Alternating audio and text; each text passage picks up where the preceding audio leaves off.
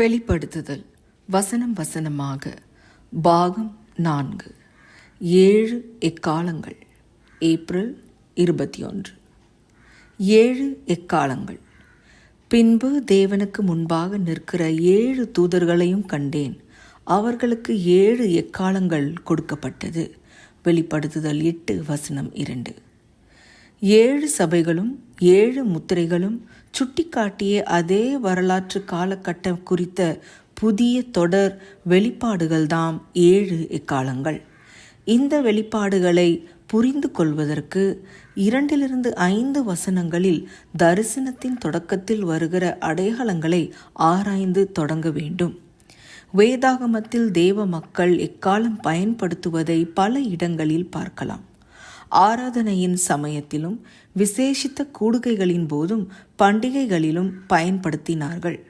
மிக முக்கியமாக போர் சமயத்தில் பயன்படுத்தினார்கள். என்னாகமம் 10 வசனங்கள் 8-10, 2 நாளாகமம் 13 வசனங்கள் 14-15, ஆமோஸ் 3 வசனம் 6. தேவன் தம் மக்களை விடுவிப்பதை எக்காலங்கள் அறிவித்தன. எக்கால சத்தத்தை கேட்பது நற்செய்தியை கொண்டு வருகிற தூதுவன் போல கருதப்பட்டது. வெளிப்படுத்துதலின் இந்த 7 எக்காலங்கள் தேவ மக்களுடைய எதிரிகளுக்கு கொடுக்கப்படுகிற நியாய தீர்ப்புகள் ஆகும். இந்த எக்காலங்களை வைத்திருந்த 7 தூதர்கள் தேவனுக்கு முன்பாக நின்றார்கள் என்பது குறிப்பிடத்தக்கது. காபிரியேல் போன்ற தேவனுடைய பிரசன்னத்தின் அருகில் நின்ற தேவ தூதர்களிடம்தான் விசேஷித்த பணிகள் ஒப்படைக்கப்பட்டன. தேவ சந்நிதானத்தில் நிற்கிற காபிரியேல் லூக்கா 1 வசனம் 19 தானியேலுக்கு கடைசி கால தீர்க்க தரிசனங்களை விளக்கவும், யோவான் ஸ்நானனுடைய பிறப்பை அறிவிக்கவும், எல்லாவற்றுக்கும் மேலாக இயேசு கிறிஸ்துவின் பிறப்பை அறிவிக்கவும் அனுப்பப்பட்டார். மேலும் சிறு பிள்ளைகளை பாதுகாக்கிற தூதர்கள் இருக்கிறார்கள். அவர்கள் பரலோகத்திலே பரமபிதாவின் சமூகத்தை எப்போதும் தரிசிக்கிறார்கள். மத்தேயு 18 வசனம் 10. தேவனுடைய மக்கள் அவருக்கு எவ்வளவு மதிப்பு மிக்கவர்களாக இருந்தால் அவர்களை கவனமாக கண்காணித்து பாதுகாக்கவும் அவர்களுக்காக செயல்படவும் ரட்சிக்கவும் ஆயத்தமாக இருக்கிறார். வேதாகமத்தில் இன்னொரு இடத்திலும் 7 எக்காலங்கள் பற்றி வருகிறது. அது எரிகோவில் யுத்தம் நடந்தபோது ஊதப்பட்டது.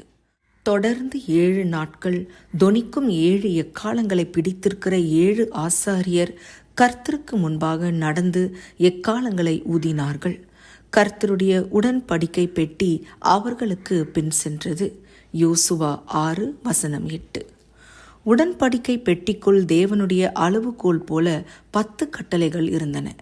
7வது எக்காலம் முழங்கிய போது எதிரிகளுடைய பட்டணத்தின் சுவர்கள் இடிந்து விழுந்தன.